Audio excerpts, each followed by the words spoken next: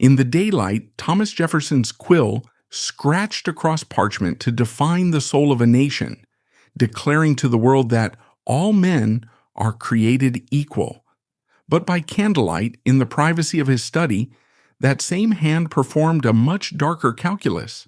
He wasn't writing about liberty. He was doing the math of human flesh. In his private farm book, the founding father recorded a chilling realization. A woman who brings a child every 2 years is more profitable than the best laboring man, yielding a 4% profit on the capital. This is the terrible secret buried beneath the architecture of Monticello. Jefferson was not just a philosopher. He was a debtor drowning in a lifestyle of French wine and European luxury he could not afford. To pay for his paradise, he devised a solution that stripped the humanity from the very people who built it. He transformed his home from a temple of enlightenment into a silent industrial breeding facility, a factory where the product was enslaved children. He spent his life financing his own freedom from debt by selling the bodies of those he proclaimed had a God-given right to be free. This hypocrisy forces us to look past the statue of the statesman and open the ledger of the speculator to truly understand the cost of Monticello. Thomas Jefferson, despite his elite pedigree, was a man who lived his entire life drowning in debt.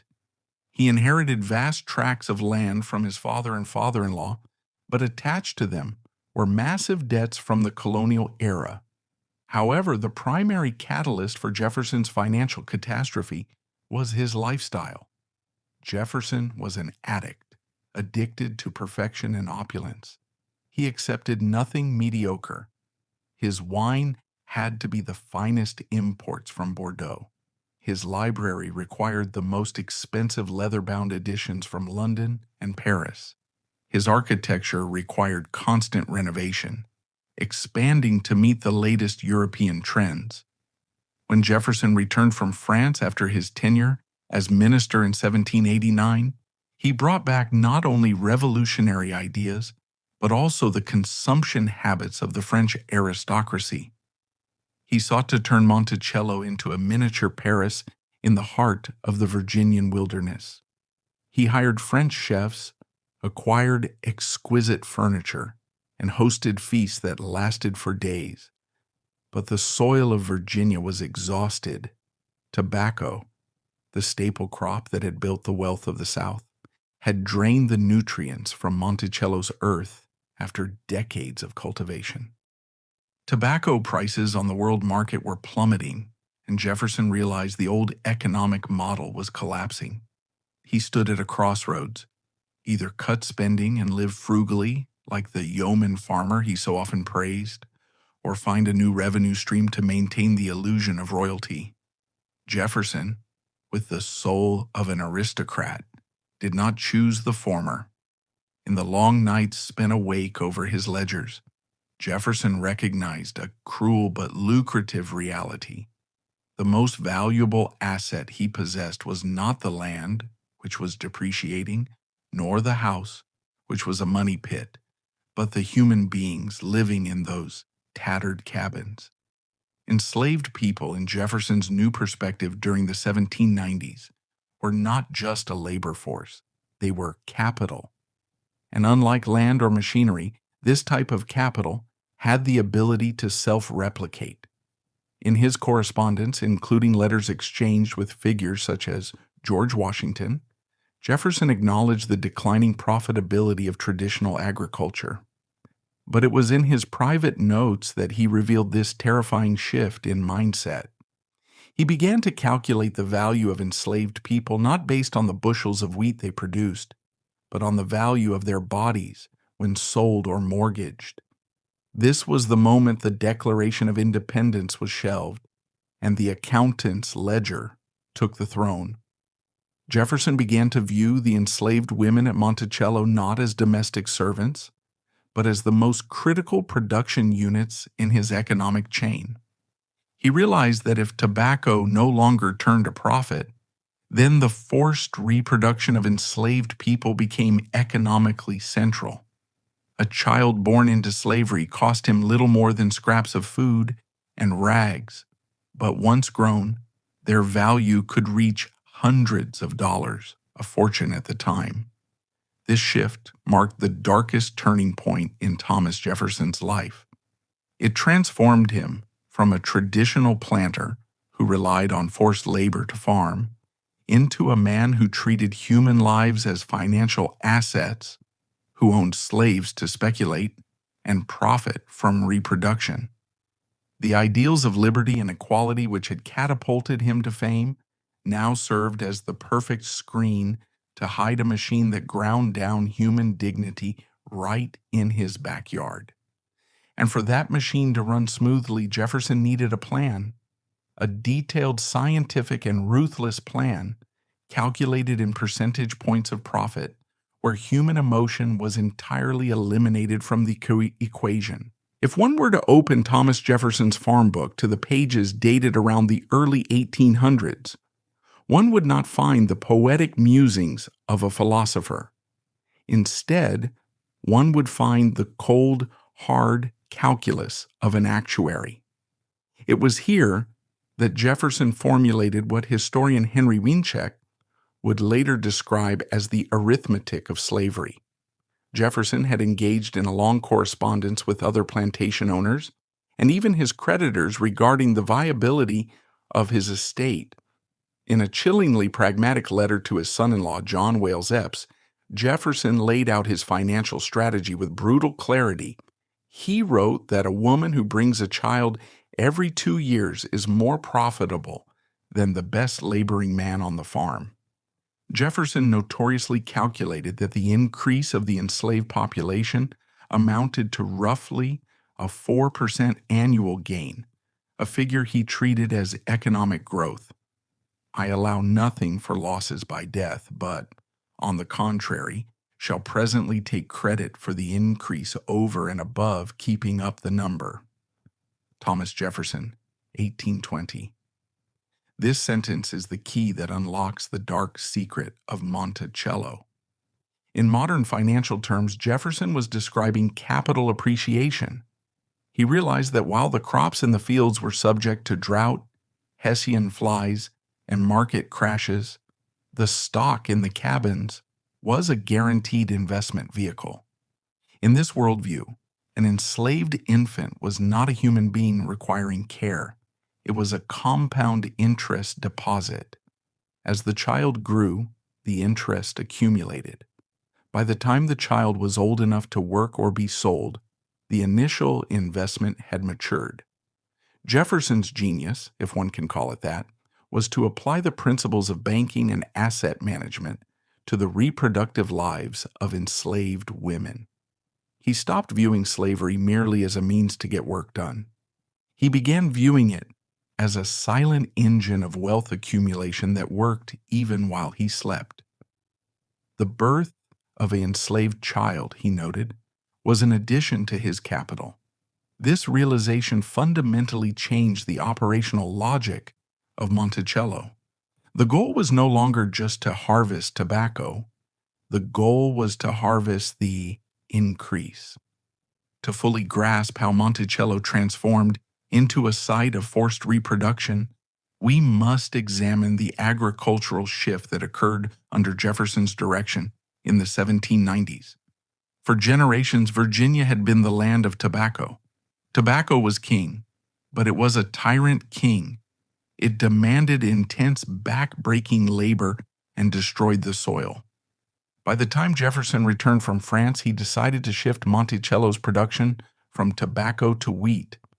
Wheat was the crop of civilization, the crop of the bread eaters, closer to his European ideals.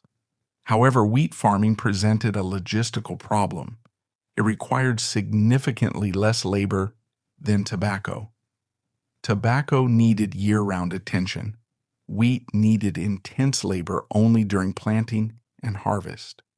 For a typical plantation owner, this would mean a surplus of enslaved workers.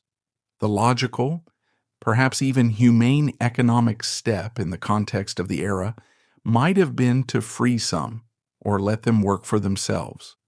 Jefferson did neither. He was faced with a surplus of hands but a deficit of cash.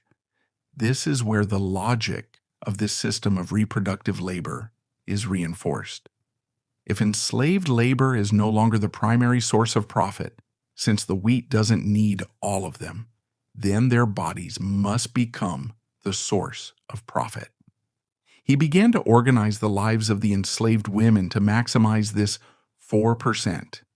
He encouraged and often coerced through the structure of plantation life partnerships that would lead to offspring. He offered gratuities to mothers, not out of benevolence, but as performance bonuses. A woman valued for reproduction was highly valued. In private correspondence, Jefferson suggested that the natural increase of enslaved women could be more profitable than their physical labor. He noted that the labor of the mother might be lost during infancy, but her child would eventually repay that loss tenfold. This shift created a terrifying atmosphere at Monticello. The women of Mulberry Row, the main thoroughfare for the enslaved of the plantation, lived under the constant pressure of this biological imperative. Their value to the enslaver was directly tied to their fertility. To be barren was to be economically useless, a dangerous position to be in when the master was in debt. And thus, the sage of Monticello became a speculator in human futures. He was no longer just a farmer. He was the CEO of a system that industrialized human reproduction. The serene beauty of the Blue Ridge Mountains served as the backdrop for a systematic enterprise where human reproduction was tracked with the same scrutiny as the breeding of thoroughbred horses. But there was a problem with this 4% theory. Children take years to grow. They are, in economic terms, an illiquid asset until they reach working age. Jefferson needed cash flow now to pay for his French wines and books. He couldn't wait 16 years for a child to become a field hand. He needed a way to extract value from them sooner. He needed to monetize their childhood. And so, he looked out his window and conceived of a solution that would become the stain of his legacy, the nailery.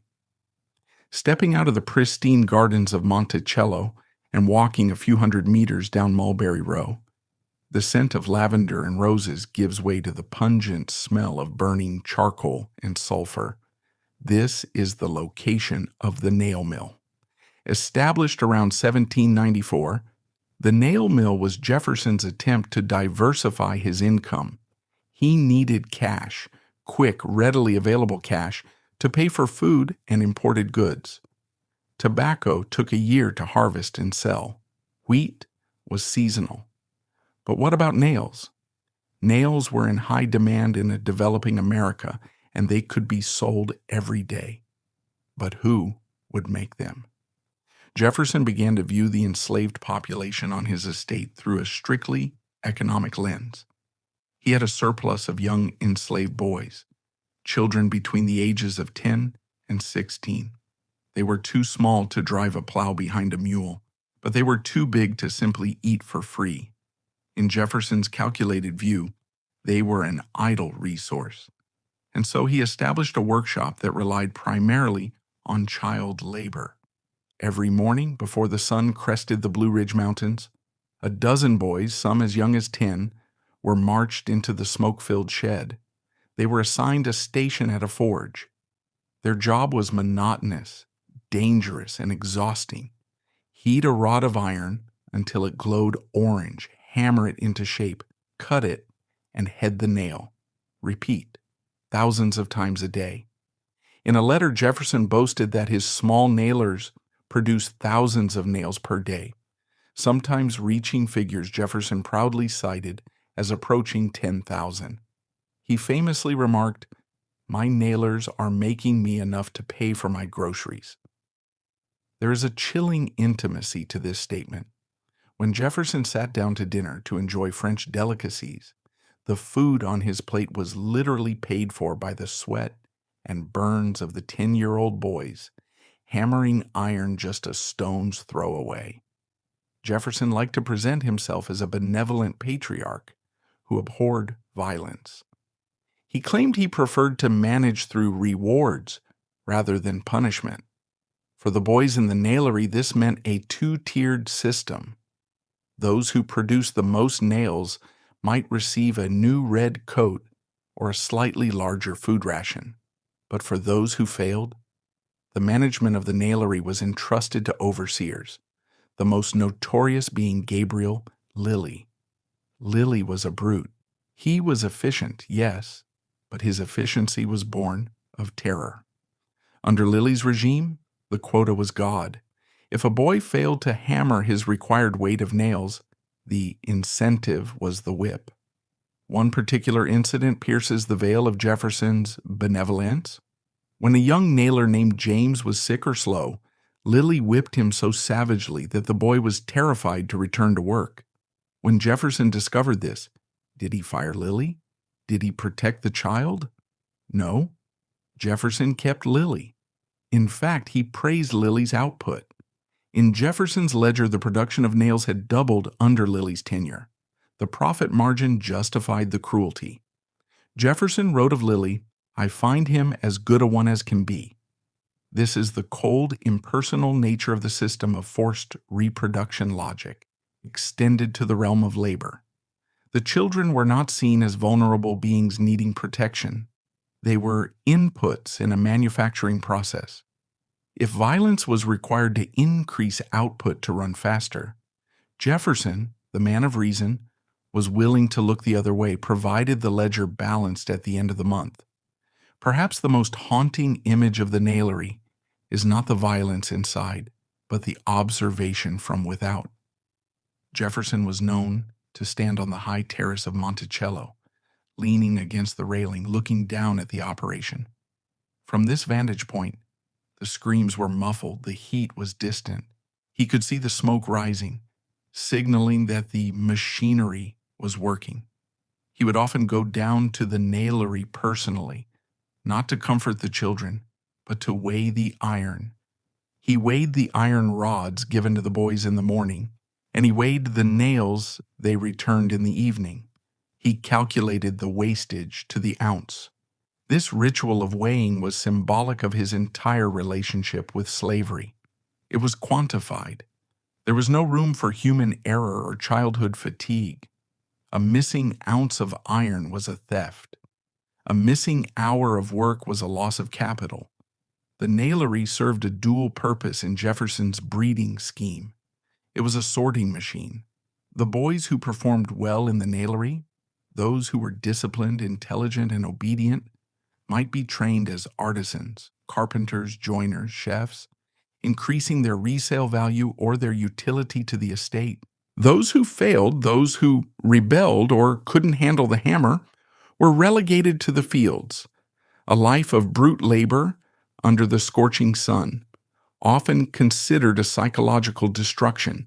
Thus, the 10-year-olds in the smoke-filled shed were hammering for their lives. They were auditioning for their future value in Jefferson's portfolio.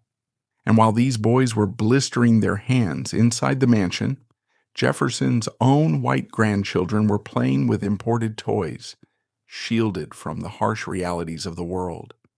The barrier between these two childhoods, one of innocence, one of industry, was thin yet impenetrable. But the nailery was just one component of the machine. As the boys grew into men, their sisters were entering a different kind of service. And for one family in particular, the Hemings family, the intersection of service, blood, and bondage would create the most controversial chapter in American history. Here a question arises: whose blood flowed through Sally Hemings's veins? We must peel back the veneer of Virginian politeness to expose the open secret that haunted the Southern aristocracy: the complex, often incestuous network of relationships between enslavers and the enslaved women they owned. Sally Hemings was not a stranger Jefferson bought at the market. She was an heiress, And more disturbingly, she was a family member.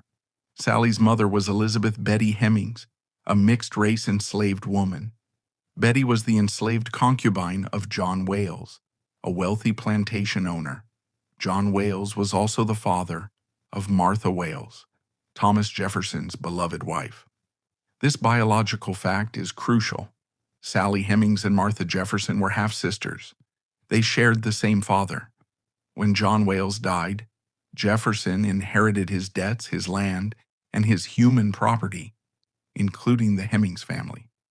When Sally arrived at Monticello as a toddler, she was not merely an enslaved domestic. She was the half-sister of Jefferson's late wife, and thus biologically connected to his children. She carried the Wales blood. Historical descriptions suggest she was mighty near white, with long straight hair and features that strikingly resembled her half-sister, Martha. This resemblance is the psychological key that unlocks the door to the scandal. When Martha Jefferson lay dying in 1782, she made Thomas promise never to remarry. She could not bear the thought of a stepmother mistreating her children. Jefferson, devastated and weeping, swore an oath. He fainted at her deathbed and remained in a stupor of grief for weeks, pacing his room incessantly. He kept his promise. He never remarried, but he did not live alone. Years later, when a teenage Sally Hemings stood before him, Jefferson did not just see a beautiful enslaved girl. He saw a ghost. He saw the physical echo of the wife he had loved and lost. The relationship that followed was not merely a matter of lust. It was a twisted attempt to reclaim the past, to possess a living memory of Martha, but in a form he could control completely, a form that had no legal rights to say no. The stage for this exploitative relationship was not the humid hills of Virginia, but the glittering cobblestone streets of Paris. In 1784, Jefferson sailed to France to serve as the American minister. He took his eldest daughter, Martha Patsy Jefferson, with him. 2 years later, he sent for his younger daughter, Maria Polly Jefferson. The girl needed a companion for the perilous transatlantic crossing. The choice fell upon a young enslaved girl from Monticello, Sally Hemings. Sally was roughly 14 years old at the time. Historical accounts describe her as dashing, a term implying a striking presence, beauty, and perhaps a spirit that defied her station. Imagine the scene. A 14-year-old girl born into slavery suddenly thrust onto a ship bound for the center of the European world. She left behind the red clay of Virginia for the gray Atlantic. When she arrived in London and then Paris in 1787, she stepped into a world that was unimaginable to a girl from the plantations.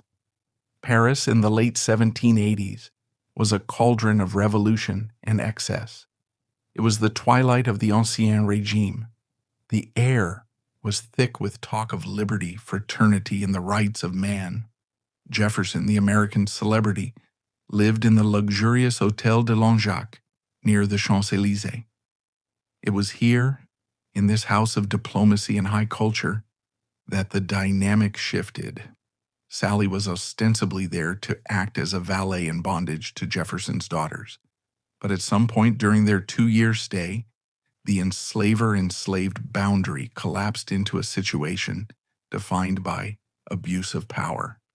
At the time, Jefferson was in his mid-40s while Sally was still a minor by the standards of the time. The power imbalance was absolute. Jefferson was a sophisticated diplomat, a father figure, and her proprietor. Sally was a child, disoriented in a foreign land, dependent on him for protection. Yet historians and screenwriters alike have grappled with the nature of this relationship. Was it an abuse of power? Was it coercion? Or was it a complex negotiation of survival?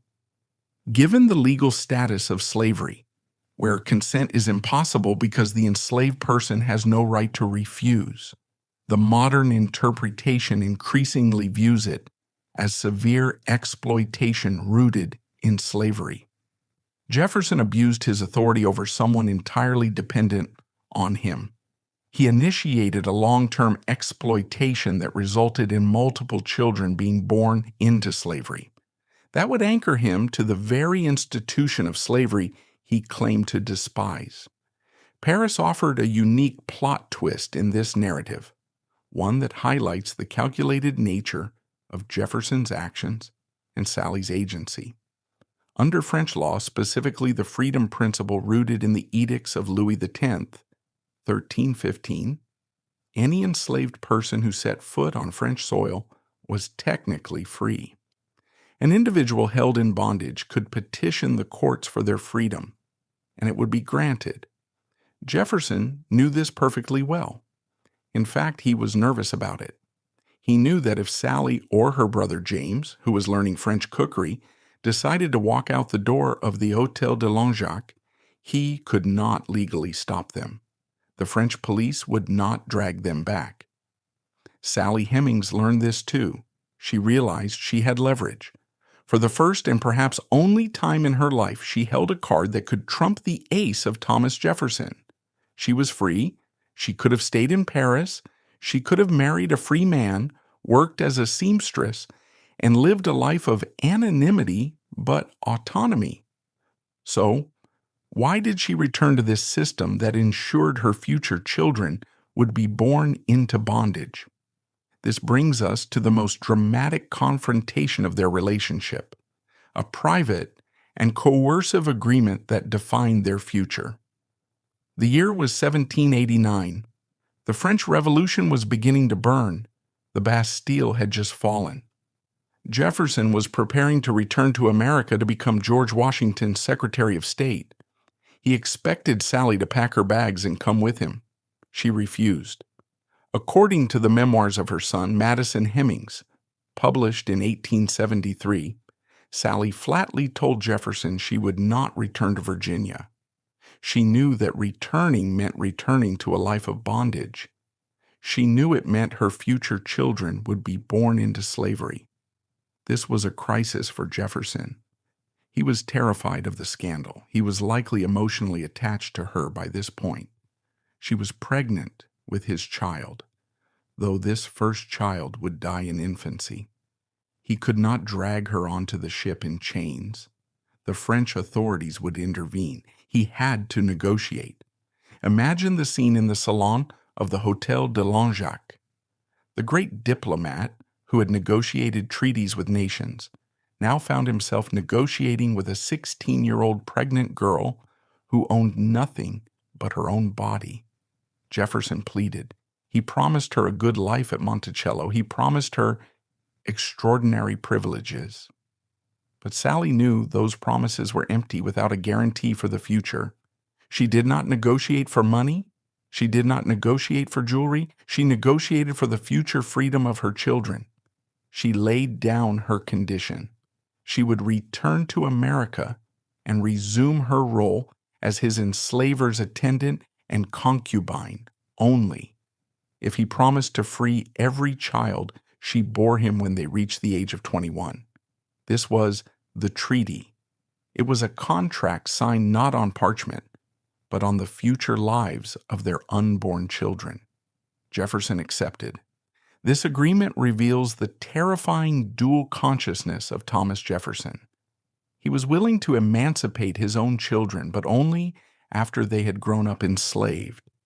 He was willing to let them live as slaves for 21 years, watching them work, watching them bow to him, before granting them the right to their own lives. For Sally, it was a sacrifice. She gave up her own immediate freedom in Paris to secure the freedom of her future lineage. She chose to return to the cage, provided the door would be left open for her offspring. They sailed back to Virginia in late 1789. The voyage home must have been a haunting experience for Sally. She was leaving the City of Liberty, watching the coast of France disappear, knowing she was sailing back into the darkness of the law. When they arrived at Monticello, this system of enforced reproduction awaited. But for Sally, life would be different. She was no longer a field hand or a simple domestic laborer. She was the enslaved consort of the mountain. She was given a room, likely in the south dependency wing, connected to the main house by a covered passageway. This proximity allowed Jefferson to visit her discreetly. He could slip from his study down the narrow stairs into her quarters and back again without ever being seen by guests. This architectural arrangement was a physical manifestation of their relationship, connected yet hidden, intimate yet subterranean. Sally's return marked the beginning of a 38-year concealment. While Jefferson publicly denounced the amalgamation of the races as a stain on nature, he privately fathered 6 children with a woman he held in bondage. But the treaty had a dark side. While Sally's children were promised freedom, they had to survive childhood first, and they had to grow up in a world where their father was their enslaver, where they could not call him father, only Mr. Jefferson. They grew up watching other children, perhaps their playmates, being sold to pay off debts. They grew up knowing that their safety hung by a thread, the word of an old man who was notorious for spending money he didn't have. Jefferson's 4% logic applied to the rest of the plantation, but for the Hemings children, the calculation was different. They were not capital to be liquidated. They were secrets to be managed. Yet their very existence was a liability to Jefferson's political career. As the 1790s progressed and Jefferson ascended to the vice presidency and then the presidency, the whispers began. The open secret of Monticello was leaking, and soon a journalist named James Callender would turn those whispers into a scream that would shake the nation. But before the scandal broke, this reproductive system continued. Sally gave birth to Harriet, then Beverly, then others. And with each birth, the population of Monticello grew, and the moral rot at the center of Jefferson's life deepened. He was building a family he could not acknowledge, a family he owned, a family that mirrored the great contradiction of America itself, a nation founded on freedom, sustained by bondage. The tragedy of Sally Hemings is not just that she was enslaved. It is that she was the mother of the only children Thomas Jefferson would ever free, yet she herself would never taste that freedom until the master was dead. She remained a piece of property on his ledger until his final breath. If a visitor were to stroll through the manicured gardens of Monticello in the early 1800s, they might encounter a scene that would baffle the senses.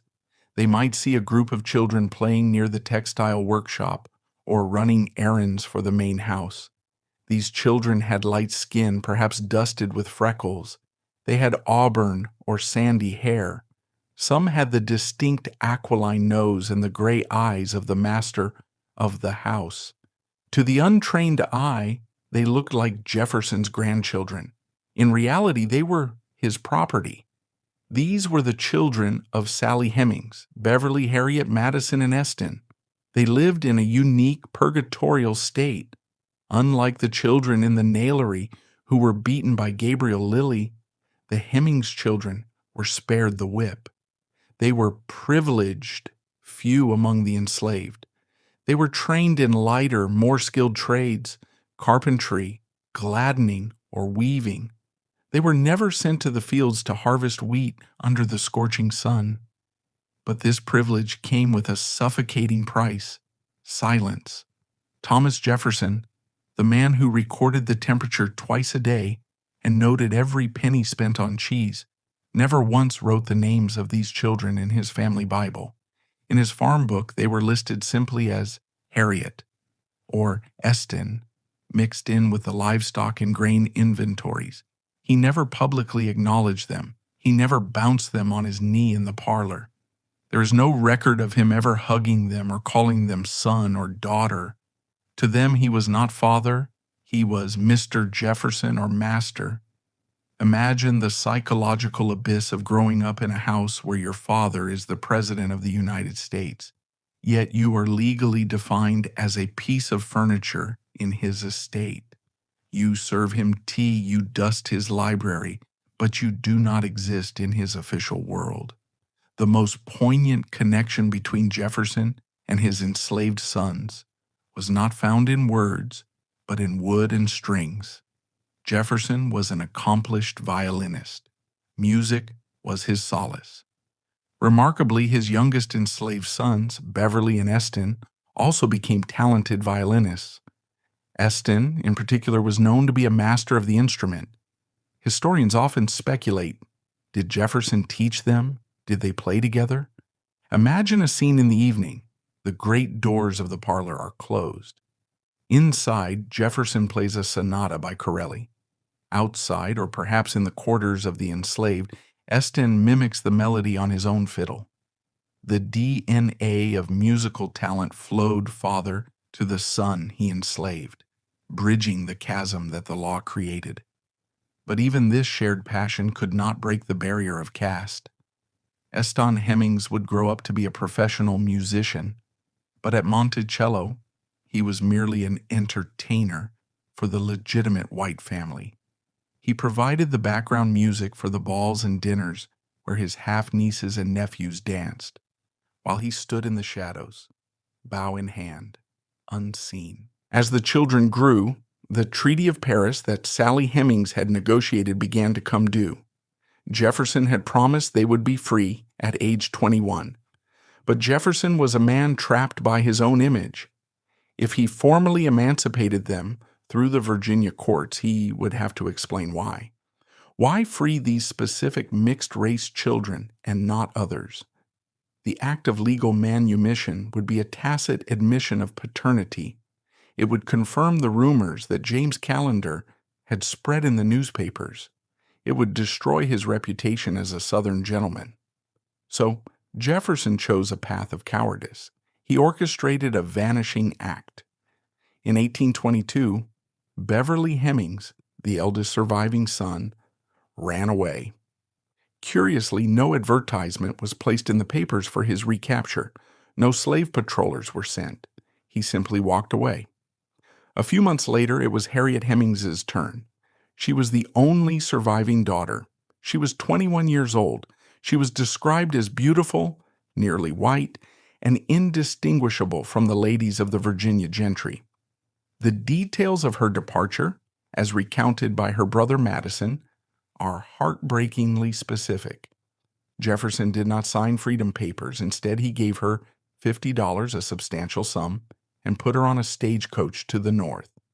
This was not a joyous send-off. It was a funeral for the living. For Harriet to be truly free in a racist America, she had to pass. She had to assume the identity of a white woman. This meant she had to sever all ties with her past. She could never write to her mother, Sally. She could never visit Monticello again. She had to lie to her future husband and children about her origins. Jefferson essentially paid his daughter to disappear from history. He bought her silence with freedom. Harriet Hemings vanished into the white population of Washington, D.C. or Maryland. To this day, her descendants likely do not know they are related to Thomas Jefferson or Sally Hemings. She took the secret to her grave, living a life of fear that one slip-up, a visit from a dark-skinned relative, would expose her and enslave her children. This was the generosity of this human calculus. You can be free, but only if you erase your own identity. 2 sons remained, Madison and Eston. They were not allowed to slip away like their lighter-skinned siblings. They stayed at Monticello until the bitter end. They watched their father grow old, frail, and increasingly bankrupt. Madison Hemings became a skilled carpenter. He built furniture for the house. He was the one who claimed in his 1873 memoir that Jefferson was his father. His testimony is the bedrock of our understanding of this tragedy. He described Jefferson as distant, a man who showed them no partiality publicly, yet kept his promise to free them eventually. In his will, Jefferson finally granted freedom to Madison and Eston. They were among the very few Only 5 slaves in total freed upon his death. But consider the math. Jefferson held over 600 people in bondage in his lifetime. He freed 2 during his life and 5 in his will. All of them were closely connected to the Hemmings family. 98% of the human lives he controlled were never freed. This statistic shatters the image of the benevolent emancipator. He didn't free enslaver people, he freed his relatives. And he only did so because he had promised their mother he would. For the hundreds of other families at Monticello, the Gillettes, the Grangers, the Fossettes, there was no Treaty of Paris. There was no running away with $50 in their pocket. For them, this system of enforced reproduction was not a prelude to freedom. It was a trap that would snap shut the moment Jefferson died. While the Hemmings children struggled with the psychological burden of being the unacknowledged offspring of the president, the other families lived with a much more primal fear: the auction block. Jefferson's debt was mounting. The profit from forced reproduction was not enough to cover the interest on his loans. The wine was drunk, the books were read, and the bill was coming due. And the only currency Jefferson had left was the families he had grown in the cabins down the hill. Monticello during Jefferson's heyday might have surprised one with the bustling activity of a thriving village. There were weavers, blacksmiths, carpenters, barrel makers, and cooks. It was the community of Mulberry Row. Jefferson liked to refer to his enslaver laborers as "my family," a paternalistic euphemism that masked the brutal reality of their existence. To the outside observer, these families, the Fossettes, the Grangers, the Gillettes, seemed stable. They lived in family units, they raised chickens, they attended church services, but this stability was a mirage. It was built on the quicksand of Jefferson's finances. Unlike the Hemmings family, who enjoyed a precarious protection due to their bloodline, these other families were fully exposed to the market. They were the assets listed on the collateral sheets Jefferson signed with banks in Richmond and Philadelphia. Every bottle of Chateau Margaux Jefferson uncorked, every scientific instrument he imported from London, increased the likelihood that a child from the Granger family would be sold to pay for it. This plantation economy was not just about increasing numbers, it was about creating fungible assets. Jefferson's strategy of encouraging marriage and childbirth among these families was, in his ledger's view, a way of stocking the shelves. Take the case of Joseph Fawcett. He was a master blacksmith, a man of immense skill and intelligence. He ran the ironworks of Monticello, the very heart of its industrial revenue. He was one of the few enslaved people allowed to keep a portion of the profits from his work, giving him a taste of economic agency. Joseph had a wife, Edith, who was the head cook at Monticello. She had been trained in French cuisine at the president's house in Washington, D.C. Together, they were the power couple of the enslaved community. They had 10 children.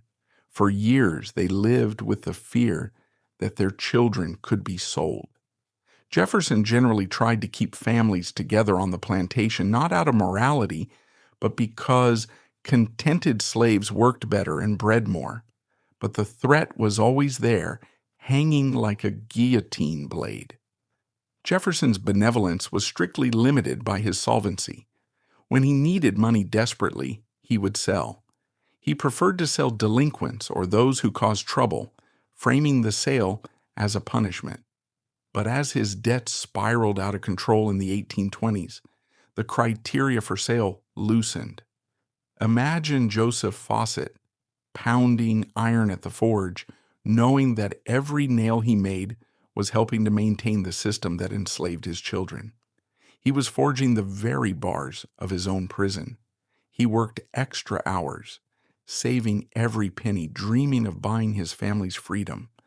But the price was impossibly high. One of the most insidious aspects of Jefferson's breeding wealth was how he used people as gifts.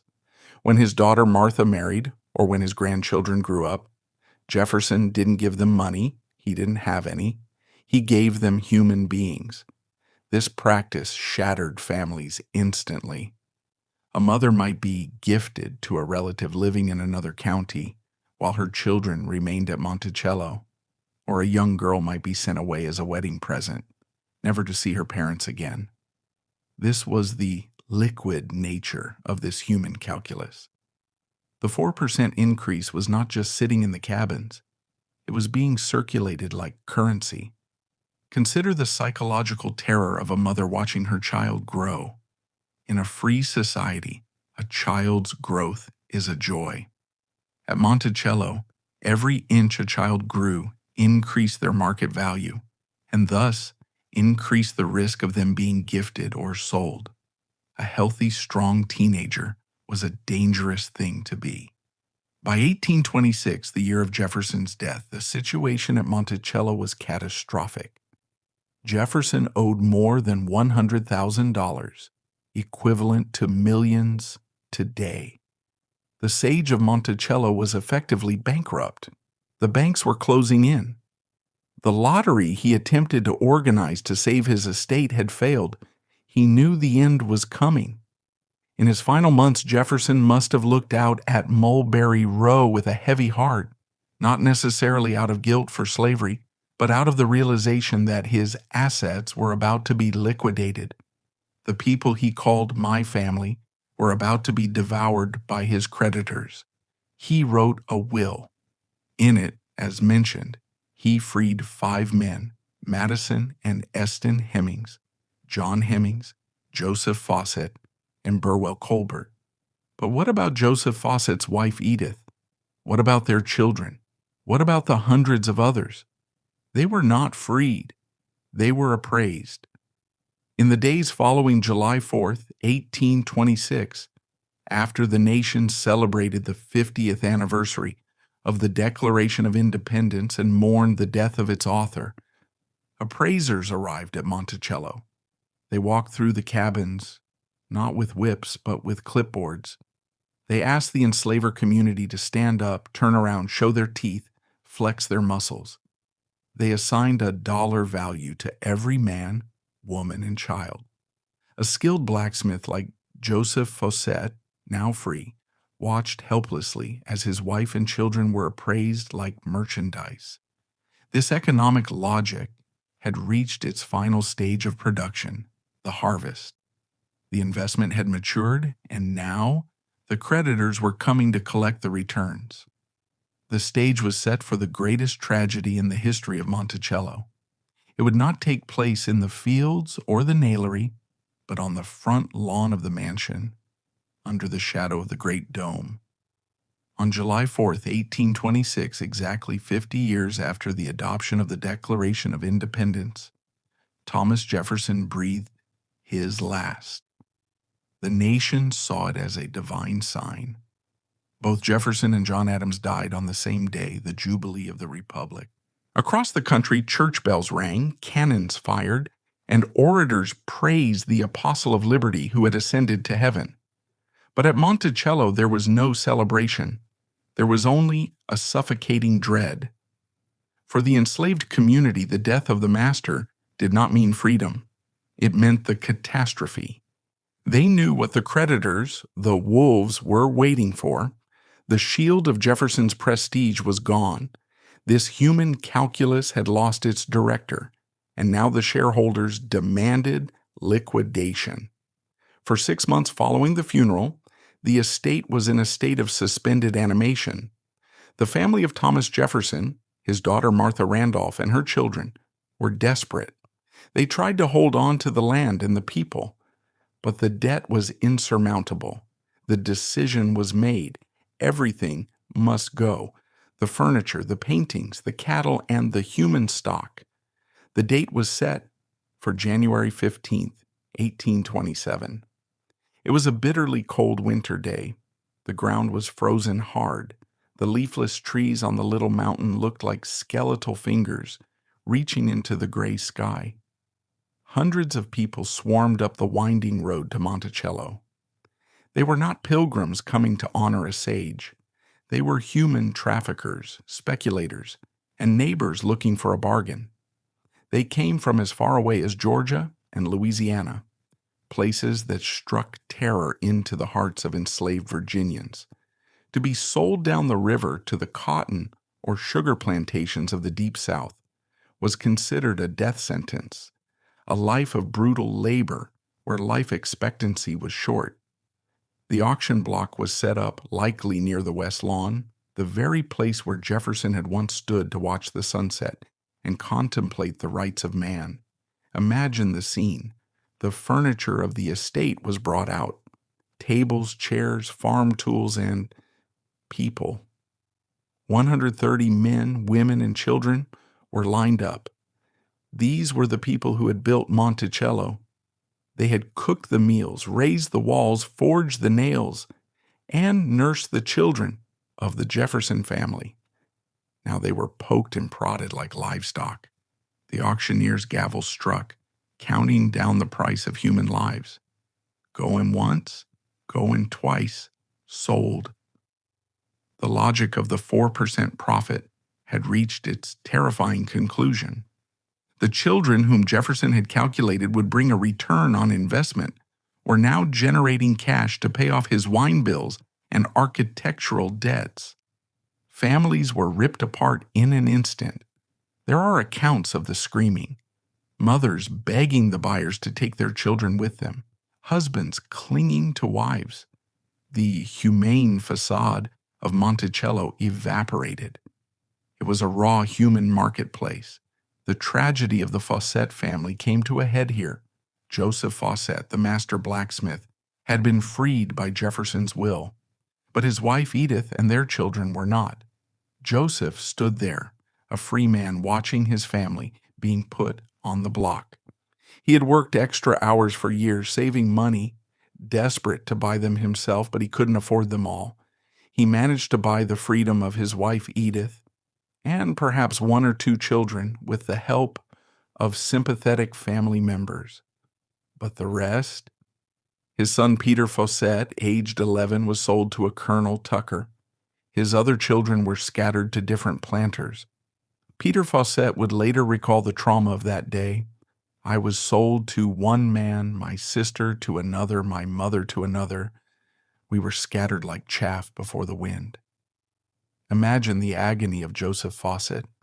The man who had forged the iron that held Monticello together now watched his own family shattered by the very economic system he had served. What of Jefferson's white family? His daughter Martha Randolph and her son Thomas Jefferson Randolph presided over this sale. They are often portrayed as victims of Jefferson's debt, forced to sell the slaves against their will. But the reality is more cynical. They kept the most valuable slaves for themselves or sold them privately to relatives to ensure they stayed in the family, not to keep the slave families together, but to keep the wealth close. They retained Sally Hemings. She was not sold at the auction. Why? Because she was deemed to lack market value? No. She was 53 years old, still capable of work. She was withheld likely because of the treaty and the potential scandal. If Sally Hemings had been put on the auction block, someone might have asked, why does this woman look exactly like the late Mrs. Jefferson? And why do her children look like the president? So, Sally was allowed to leave Monticello, eventually living with her free sons, Madison and Eston, in Charlottesville. She was given her time, an informal freedom where she was not legally manumitted, likely to avoid laws requiring emancipated individuals, slaves, to leave the state, but was allowed to live as a free woman.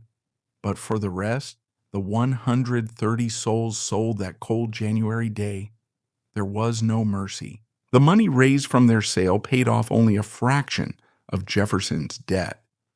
By the evening of January 15th, the crowds had dispersed. The little mountain was quiet again, but it was a different kind of silence. It was the silence of a graveyard, The workshops were empty. The cabins on Mulberry Row were deserted. The machinery of this human calculus had been dismantled and shipped away. Monticello, without its enslaved workforce, began to rot immediately. The roof leaked. The gardens were overgrown. The Temple of Liberty fell into ruin, a physical manifestation of the moral rot that had always been at its core. The auction of 1827 was the final act of Jefferson's business plan. He had lived like a king by borrowing against the future bodies of his slaves. When he died, the bill came due, and it was paid in the suffering of the people he claimed to care for. It was the ultimate betrayal. The man who wrote "All men are created equal" had ensured that his own family of laborers would die as commodities. The auction of 1827 scattered the people of Monticello, but it could not scatter the truth. For decades, the story of this human calculus and the shadow family was suppressed, dismissed by historians as gossip or slander. The guardians of Jefferson's legacy, both his descendants and the academics who idolized him, built a fortress around his image. They polished the marble statue of the Apostle of Liberty until it shone, blinding the public to the darkness underneath. But the descendants of Monticello's enslaved community kept the story alive. In Ohio, in Wisconsin, in the African American communities of the North, the oral histories were passed down. The Hemmings, the Fawcett's, the Grangers, they told their children, "We came from the mountain. We are the blood of the president." For nearly 200 years, their voices were ignored. The sage of Monticello could not be a father of slaves. It was psychologically impossible for a nation that viewed itself as the beacon of freedom. To admit that the author of the Declaration was a calculated architect of forced reproduction would be to admit that the foundation of the country was rotten. It wasn't until 1998 that science finally caught up with history. DNA testing confirmed a genetic link between the Jefferson male line and the descendants of Eston Hemmings. The whispers of the enslaved were finally vindicated by the microscope.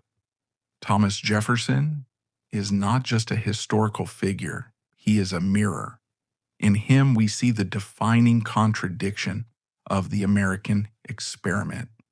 He had the intellect to conceive of universal human rights, yet he lacked the moral courage to live by them. He understood, perhaps better than anyone, that slavery was a moral depravity and a hideous blot.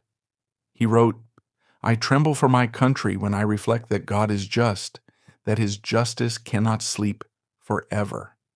And yet he slept soundly at Monticello, comforted by the 4% profit his human capital generated. This system of enforced reproduction aspect of his life transforms him from a flawed hero into a tragic villain. It wasn't just that he was trapped in a system, it was that he optimized it. He applied the Enlightenment principles of science, mathematics, and efficiency to the machinery of oppression. He modernized slavery to save his own skin. This is the ultimate hypocrisy, to use the language of liberty to finance a life of tyranny. Let us return one last time to the image of the nailery. The boys hammering iron in the smoke are the ancestors of modern America. The wealth generated by their forced labor and the reproductive labor of their mothers helped build the young nation's economy.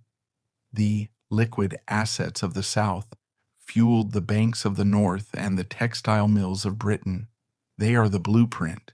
They represent the uncomfortable truth that American prosperity was for centuries inextricably linked to the commodification of black bodies. The X-rays of history have finally been turned on Monticello. Today, if you visit, you will not just see the beautiful dome and the French furniture. You will see the reconstructed quarters of Mulberry Row. You will hear the names of Sally Hemings, Joseph Fawcett, and Gabriel Lilly. The silence that Jefferson cultivated has finally been broken. So who was Thomas Jefferson? Was he the genius who gave the world the vocabulary of human rights? Yes. Was he the oppressor who enslaved his own children and systematically profited from the forced reproduction of enslaved people? Yes. He was both. And that is the terrifying reality. He was a man capable of compartmentalizing his mind so completely that he could write a letter about the rights of man with one hand while signing a bill of sale for a child with the other. As we look back at the sage of Monticello, we must refuse to separate the two. We cannot have the Declaration without the debt. We cannot have the architecture without the auction. We cannot have the liberty without the slavery.